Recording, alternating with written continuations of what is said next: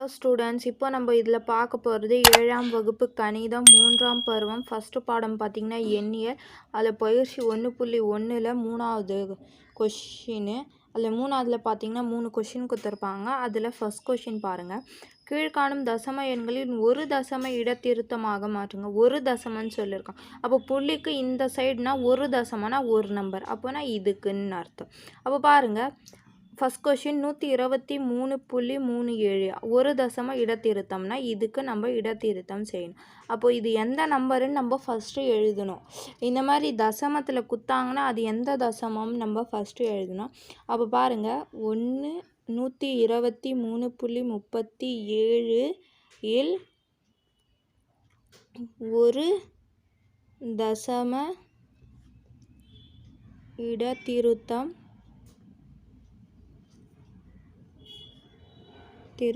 என்பது 10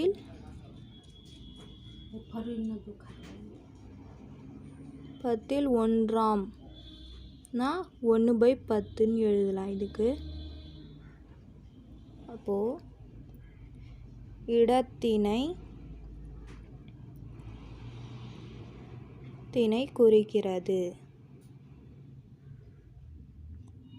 அப்போ ஒரு தசமனா அது எந்த இடத்துக்கு குறிக்குதுன்னு நம்ம ஃபஸ்ட்டு தெரியணும். அதுக்கப்புறம் பாருங்கள், அடிக்கோடிடணும். அப்போது 10 இல் 1 இடத்தினை அடிக்கோடிட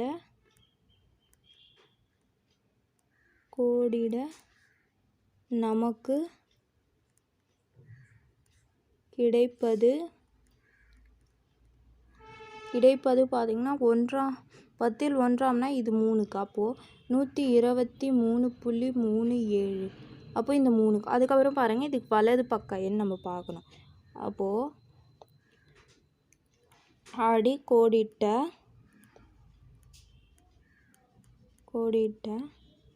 இடத்திற்கு வலதுபுறம்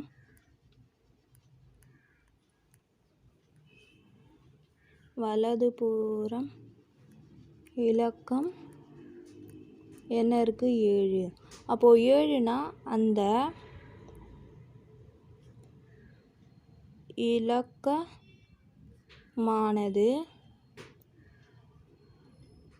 5ஐ விட அதிகம். அப்போ 5ஐ விட அதிகம்னா நம்ம கூட்டணும்.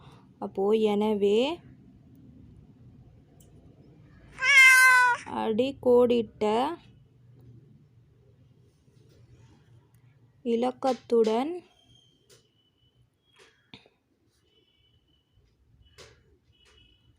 ஒன்றை கூட்ட நமக்கு கிடைப்பது பார்த்திங்கன்னா அது கூட 1 கூட்டினீங்கன்னா எவ்வளோ வரும்? இதுக்கு 1 கூட்டிங்கன்னா 4 ஆகிடும். அப்போ இந்த முழு நம்பரை நம்ம 123.4 ஆகும். அப்போது லாஸ்ட் பாயிண்ட்டு, எனவே 123.37 இன் ஒரு தசம இடத்திருத்தம்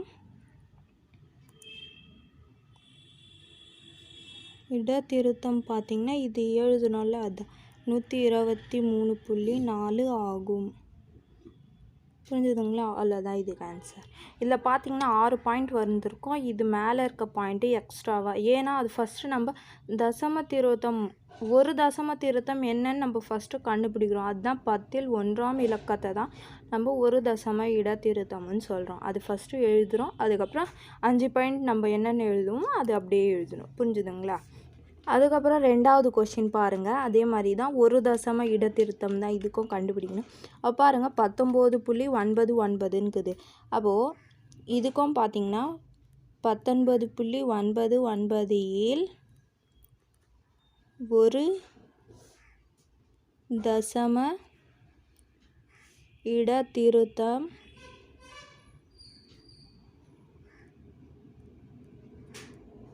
என்பது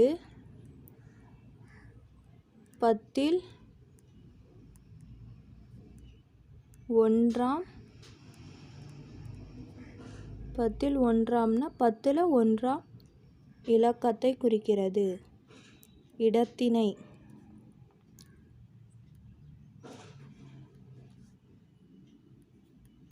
குறிக்கிறது. அப்போ 10ல் 1ஆம் இடத்தினை அடிக்கோடிட நமக்கு கிடைப்பது பார்த்திங்கன்னா 19.99னா 10ல் 1ஆம் இடம்னா இது இந்த 9 இருக்கு. அப்போது அடிக்கோடிட்ட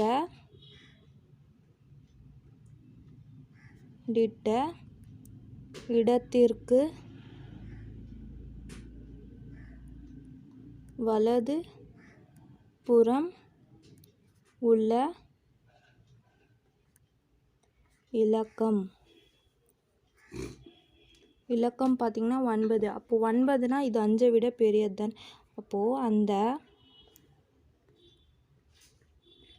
இலக்கமானது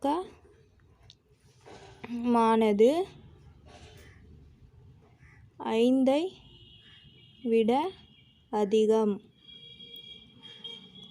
அப்போது எனவே அடிக்கோடிட்ட இலக்கத்துடன்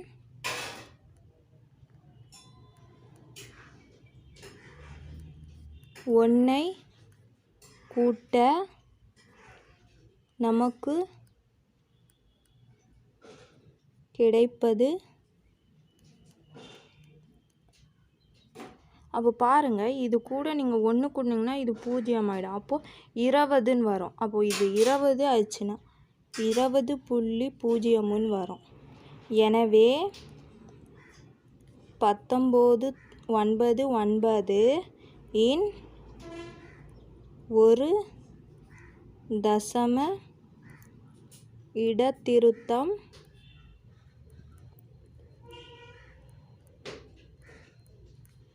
20.0 ஆகும். புரிஞ்சுதுங்களா? அவ்வளோதான் இதுக்கு ஆன்சர். அடுத்தது 3வது கொஷின் பாருங்கள். 910.546. அப்போது இதுக்கு ஒரு தசம இடத்திருத்தம் நம்ம கிடைக்கிறோம். அப்போ ஒரு தசமனா இதுன்னு வரும். அப்போ ஒரு தசமம் எதுக்கு சொல்லுவோன்னு நம்ம ஃபஸ்ட்டு எழுதணும். அப்போது 910.546 இல் ஒரு தசம இடத்திருத்தம்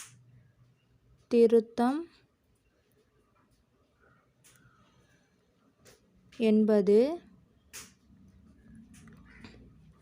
10ல் 1ஆம்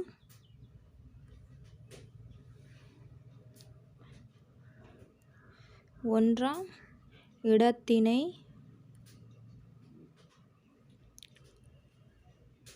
குறிக்கிறது.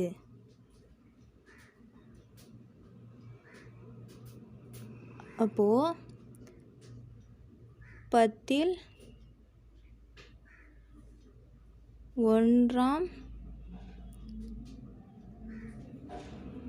இடத்தினை அடிக்கோடிட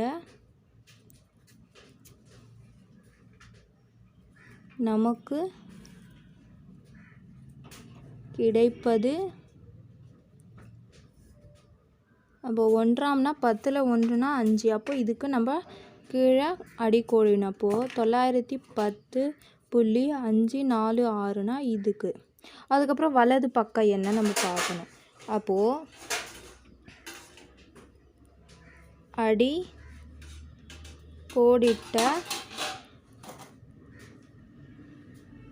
இடத்திற்கு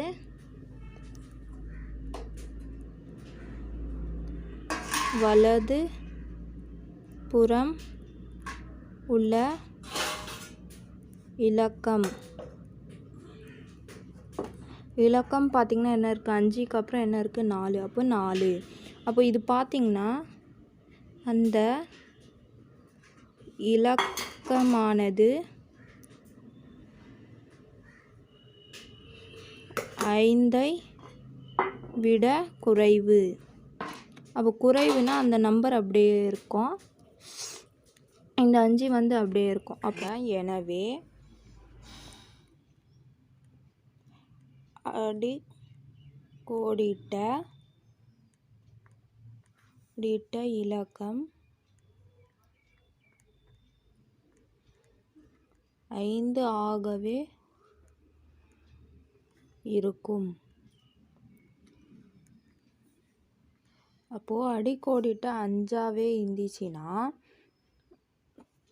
பாருங்கள், இது 5ஆவே இருந்துச்சுன்னா இது 5ன்னு அப்படியே வரும், இது 2 நம்பர் வராது. அப்போது 910.546 இன் ஒரு தசம இடத்திருத்தம்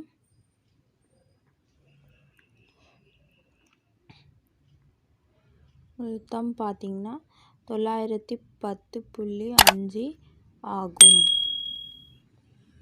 புரிஞ்சுதுங்களா? அவ்வளோதான் இதுக்கு ஆன்சர்.